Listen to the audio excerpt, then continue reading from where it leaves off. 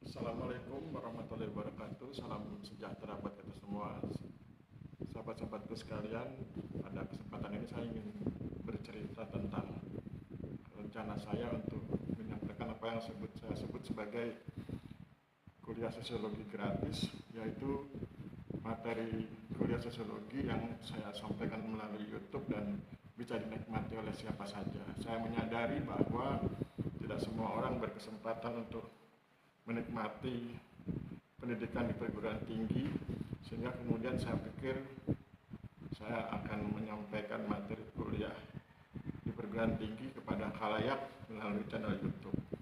Mudah-mudahan bisa berkontribusi untuk ikut membantu mereka-mereka yang belum berkesempatan kuliah di perguruan tinggi untuk menikmati pengetahuan. Karena saya hanya mampu berbicara tentang sosiologi, maka tentu yang akan saya sampaikan adalah materi sosiologi. Jika kemudian pertanyaannya adalah apa gunanya sosiologi untuk masyarakat umum, maka saya ingin sampaikan bahwa sosiologi akan membantu kita, membantu Anda, membantu mereka yang gemar mempelajarinya untuk mampu berpikir kritis. Di dalam sosiologi, terutama ketika nanti kita menggunakan beberapa teori, kita dapat menggunakan teori itu sebagai perspektif, sebagai cara pandang, dan dengan berbekal perspektif itu kita bisa mengetahui sebuah peristiwa, sebuah fenomena, atau sebuah kondisi dengan lebih baik. Sebagai contoh, kalau kita menggunakan perspektif teori struktural fungsional, maka kita akan dituntut untuk mencari tahu tentang bagaimana elemen-elemen yang terkait dengan situasi tersebut saling bekerja sama untuk mewujudkan apa yang mereka pandang baik di versi mereka. Kemudian kalau kita gunakan teori konflik, maka kita akan berbicara tentang kewenangan dan kepentingan, sehingga kita kemudian diajak, didorong untuk mencari tahu pihak-pihak mana yang punya kepentingan dan bagaimana pihak-pihak yang berkepentingan tersebut kemudian memiliki kewenangan dan menjalankan kewenangannya. Kalau kemudian kita menggunakan teori neofungsional, maka kita akan berbicara tentang bagaimana sebuah kondisi ketika semua ingin berkontribusi, tetapi itu kemudian ternyata menimbulkan ketegangan sosial. Jadi ketika semua orang ingin berbuat baik, boleh jadi terjadi gesekan di antara mereka yang ingin berbuat baik, dan itu kemudian disebut sebagai ketegangan sosial.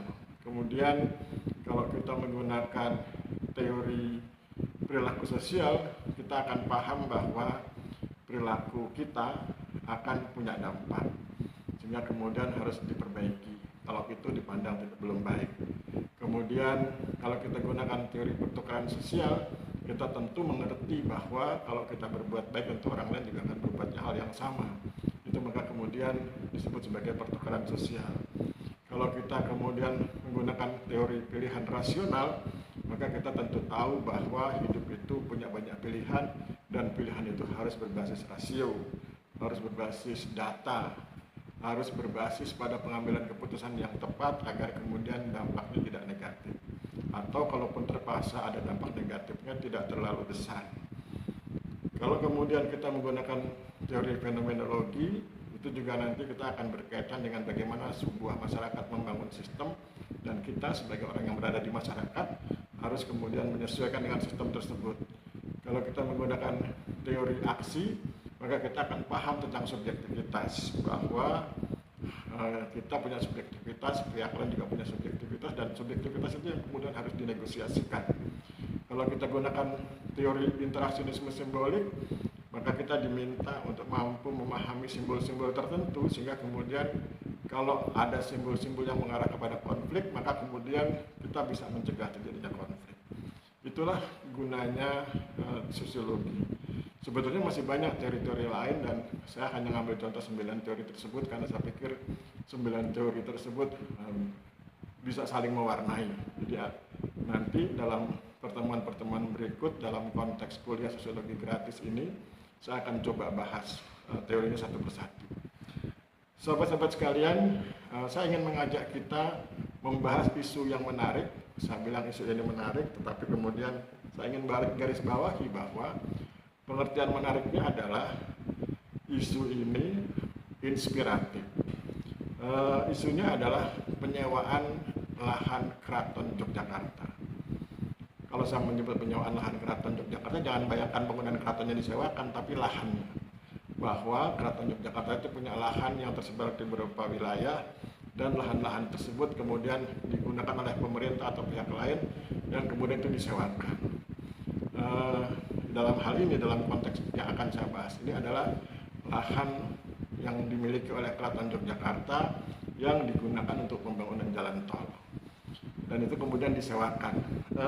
Beritanya, saya sudah buat beberapa catatan.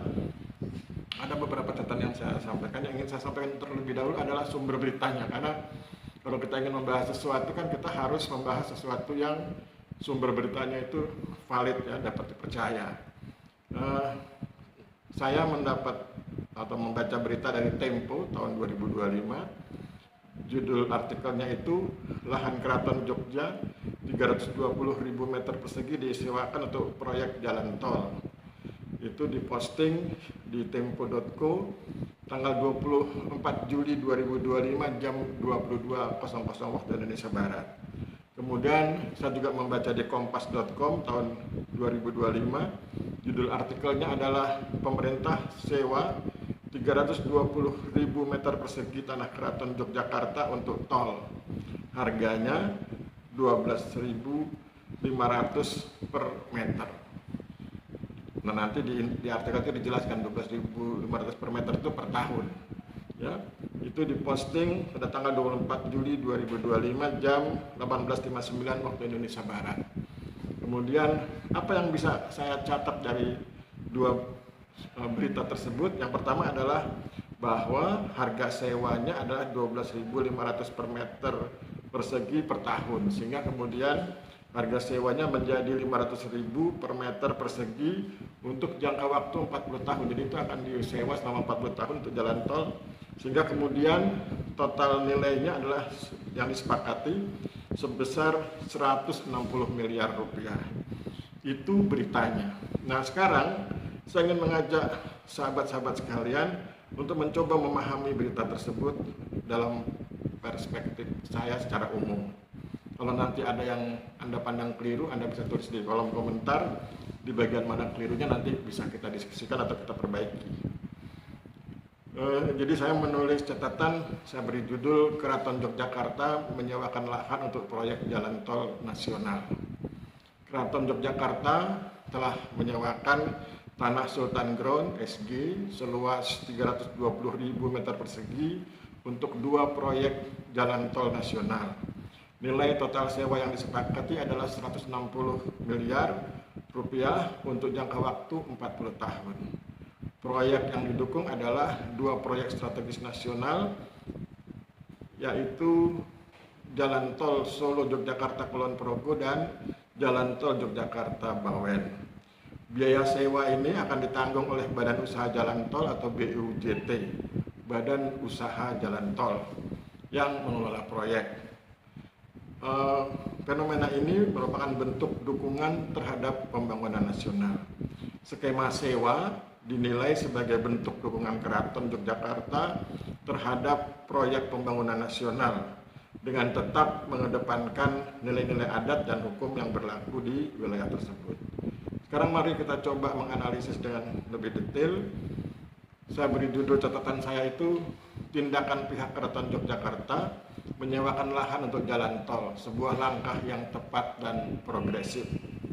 Keraton Yogyakarta telah mengambil langkah yang berani dan cerdas dengan menyewakan tanah Sultan Ground SG seluas 320.000 meter persegi untuk 2 proyek jalan tol nasional, yaitu Jalan Tol Solo Yogyakarta Kulon Progo dan Jalan Tol Yogyakarta Bawen.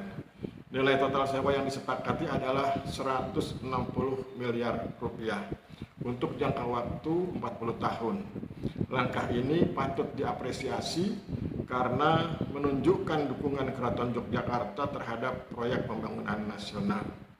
Kemudian saya menganggap bahwa tindakan ini tepat. Mengapa demikian? Pertama, mendukung pembangunan nasional. Dengan menyewakan lahan untuk proyek jalan tol, Keraton Yogyakarta secara langsung mendukung upaya pemerintah untuk meningkatkan infrastruktur transportasi di Indonesia. Jalan tol ini diharapkan dapat meningkatkan konektivitas antar kota, mengurangi waktu tempuh, dan meningkatkan efisiensi transportasi. Dukungan ini menunjukkan bahwa Keraton Yogyakarta peduli terhadap kemajuan dan kesejahteraan masyarakat luas. Kemudian saya berpandangan bahwa fenomena ini atau kebijakan keraton ini saya pandang sebagai mengoptimalkan aset. Saya berpandangan bahwa Keraton Yogyakarta berhasil mengoptimalkan asetnya dengan cara yang produktif dan menguntungkan. Pendapatan dari sewa lahan ini dapat digunakan untuk mendukung kegiatan dan program Keraton Yogyakarta lainnya seperti pelestarian budaya, pendidikan, dan kegiatan sosial. Dengan demikian, aset yang dimiliki dapat memberikan manfaat jangka panjang bagi keraton dan masyarakat. Yang ketiga, saya pikir bahwa tindakan keraton ini merupakan bentuk upaya menjaga nilai-nilai adat. Dalam proses penyewaan lahan, Keraton Yogyakarta tetap mengedepankan nilai-nilai adat dan hukum yang berlaku di wilayah tersebut. Hal ini menunjukkan bahwa Keraton Yogyakarta tetap setia pada warisan budayanya sambil beradaptasi dengan kebutuhan zaman. Langkah ini juga menunjukkan kemampuan Keraton Yogyakarta dalam menyeimbangkan antara pelestarian budaya dan kemajuan. Apa manfaat dari kerjasama ini?